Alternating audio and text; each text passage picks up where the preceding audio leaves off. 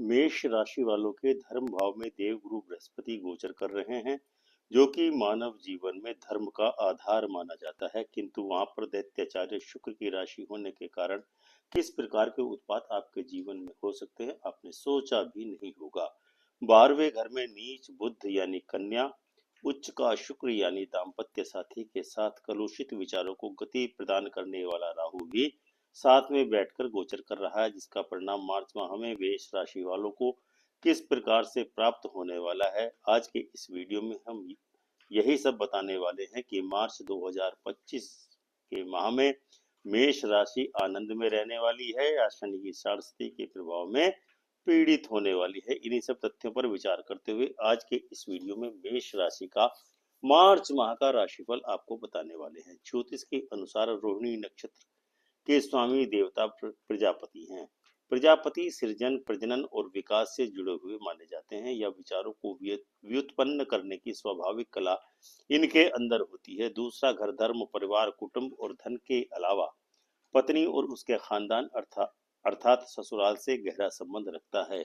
इन दोनों ही तथ्यों को मिक्स करने पर परिणाम निकलता है कि धार्मिक क्षेत्रों की ओर आपका विशेष रुझान रहने वाला है। किसी तीर्थ या स्थान की यात्रा पर भी आपकी जाने की योजना मूर्त रूप ले सकती है। परिवार में किसी नए सदस्य के आगमन से परिवार में खुशी का माहौल बनने की पूरी संभावना हमको नजर आ रही है। यदि आप अविवाहित हैं तो विवाह का योग बन सकता है, अथवा ससुराल से किसी समारंभ में जाना पड़ सकता है, अथवा ससुराल से कोई गिफ्ट या भेंट या उपहार आपको निश्चित ही प्राप्त हो सकता है।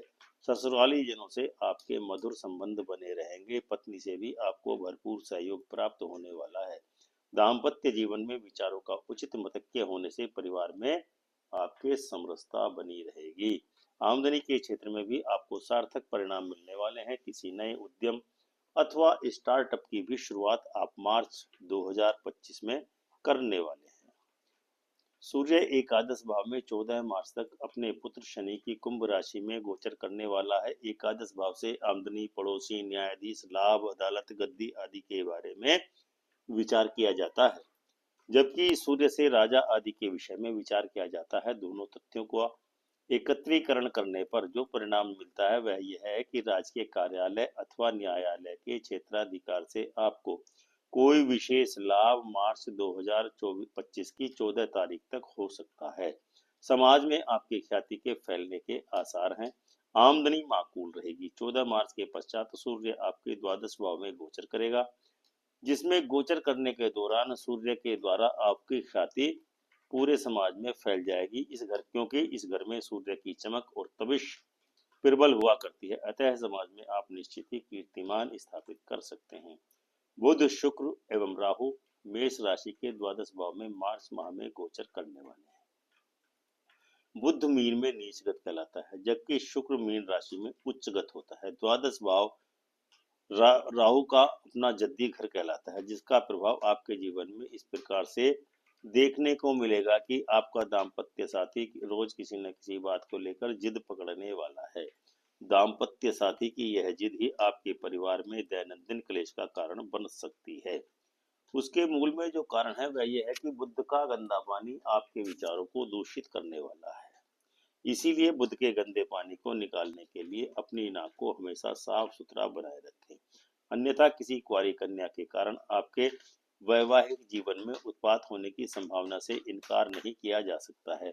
हालांकि द्वादश भाव में शुक्र की सर्वश्रेष्ठ गोचर कहलाता है, किंतु शुक्र के वक्री गति से गोचर करने के कारण आपकी आर्थिक स्थिति तो अनुकूल कही जा सकती है, किंतु दाम्पत्य जीवन में आपको निश्चित ही प्रतिकूलताओं का सामना करना पड़ सकता है। इसके अतिरिक्त आपके द्वादश भाव में राहु भी गोचर कर रहा है, जिसके कारण आपकी रात्रिकालीन नींद में निश्चित ही कोई ना कोई बाधा उपस्थित होने वाली है, क्योंकि द्वादश भाव को रात्रि के को सोने के स्थान को माना जाता है। इसलिए चैन की नींद में आपकी हमको विघ्न पड़ते दिखाई दे रहे हैं। आपकी राशि और अष्टम भाव का स्वामी का मंगल आपके तीसरे भाव में बुध की स्वामित्व की राशि मिथुन में गोचर कर रहा है। तीसरे भाव से भाई, बंधु, साझेदार, कन्या, बाहुबल और जंग के मैदान के विषय में विचार किया जाता है, जबकि मंगल को ग्रीक भाषा में युद्ध का देवता माना जाता है।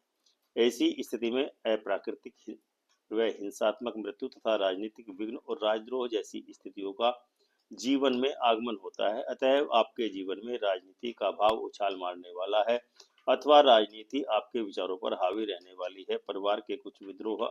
परिवार में कुछ विद्रोहात्मक स्थिति का आपको सामना करना पड़ सकता है। संतान अथवा भाइयों के द्वारा भी आपके जीवन में विद्रोह की स्थिति उत्पन्न हो सकती है। यह वाद विवाद धन संपत्ति अथवा मूल्यवान धातुओं को लेकर के हो सकता है। न्यायालय में किसी वाद विवाद का सामना आपको करना पड़ सकता है, यानी न्यायालयीय कार्यवाही का सामना आपको करना पड़ सकता है, किंतु विरोधी आपका कुछ भी बिगाड़ नहीं पाएंगे। ऋण रोग एवं शत्रुओं से आपको राहत एवं उत्तम लाभ मिलने के योग बन रहे हैं। यदि कोई क्रोनिक बीमारी है तो उसके समाप्त होने का अभियोग आ चुका है। कुल मिलाकर मंगल आपको अंततः विजय श्री का स्वाद चखाने वाला है। छठे घर में बैठ करके केतु ने अपनी शुभता को समाप्त कर दिया है, क्योंकि छठे घर का मालिक बुध को माना जाता है और केतु को मुक्ति का कारक ग्रह माना जाता है, जबकि बुध ढोल नगाड़े और आसक्ति का प्रतीक है, जबकि केतु अनासक्ति का प्रतीक है। इसलिए कहा जा सकता है कि केतु मार्च माह में आपको प्रतिकूल फल प्रदान कर सकता है। ऋण रोग एवं शत्रु आपके ऊपर हावी होने की संभावना बन रही है। माता और पिता के खानदान को कष्ट हो सकता है। शनि आपके जीवन में ऐसा प्रभाव डाल रहा है कि जिसका प्रभाव आपको मार्च माह 2025 में अपने जीवन में देखने को मिलेगा। यानी मार्च माह से शनि आपको कुछ परेशान कर सकता है, क्योंकि मीन राशि में शनि 29 मार्च को आ रहा है, जिससे आप शनि की साढ़े साती से परेशान हो सकते हैं। अतः शनि की कुदृष्टि से बचने का उपाय आपको करना अवश्यंभावी है। हालांकि आपको पैतृक संपत्ति की प्राप्ति तो होनी ही है, किंतु आपको कुछ अन्य क्षति होने से कोई नहीं रोक पाएगा। यदि आप मंदिर में नित्य प्रति जाते रहेंगे, आपको संकट काफी हद तक कटते रहेंगे। इसलिए नित्य प्रति मंदिर में जाना एक अच्छा उपाय आपके लिए हो सकता है। संतान का सुख आपको अवश्य ही प्राप्त होगा। शराब मांस अंडे के सेवन से आपको पूरी तरह त्याग कर देना चाहिए, तभी आपको मशीनरी इत्यादि का कारोबार करना लाभप्रद सिद्ध हो पाएगा। तो अब हम आपको उपाय खंड में बताते हैं कि हनुमान जी की जो चालीसा है, हनुमान चालीसा का 7 बार नित्य प्रति मंगलवार एवं शनिवार को पाठ करें। रसोई घर में बैठ करके ही भोजन ग्रहण करें। आपका कल्याण हुआ। हरिओम।